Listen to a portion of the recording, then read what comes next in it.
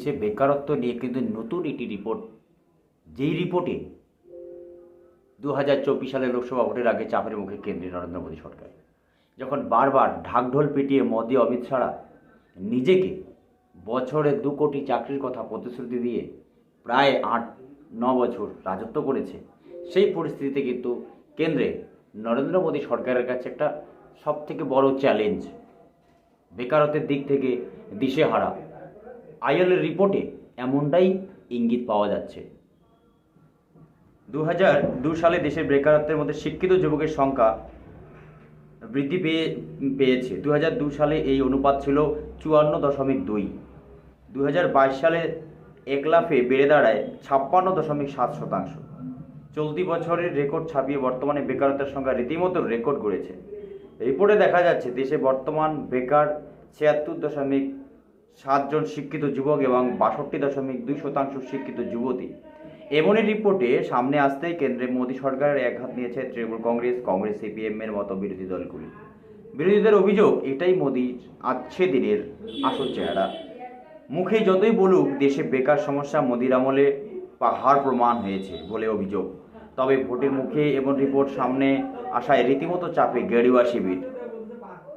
রিপোর্টে বলা হয়েছে 2002 থেকে 2019 সাল মোট 19 বছরে দেশে বেকারত্বের হার কমলেও কোভিডের পর থেকে বেকারত্বের সংখ্যা ধীরে ধীরে মাথাচাড়া দিয়ে ওঠে। সেই সময় কাজ হারান বহু সংখ্যক শিক্ষিত এবং পেশাদার মানুষ।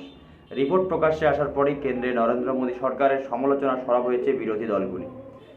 কেন্দ্র যুব সম্প্রদায়কে নিয়ে উদাসীন বলে তোপ দেখেছে কংগ্রেস, তৃণমূল, সিপিএমের মতো দলগুলি। তবে কেন্দ্রের অর্থনৈতিক উপদেষ্টা ছাপাই সমস্ত সামাজিক এবং অর্থনৈতিক সমীক্ষার সরকার হস্তক্ষেপ করবে এমন মনে করার একেবারেই সঠিক নয়।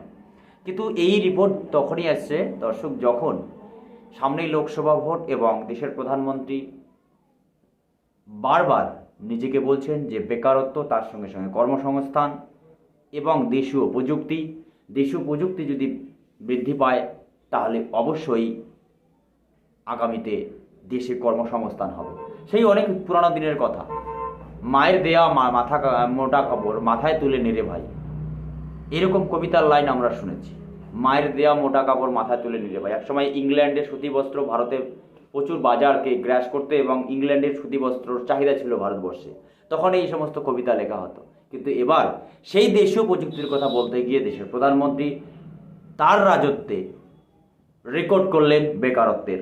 এই সমস্ত ভিডিও ভালো লাগলে চ্যানেলটিকে লাইক, শেয়ার, কমেন্ট এবং সাবস্ক্রাইব করতে ভুলবেন না। আজ এ পর্যন্ত।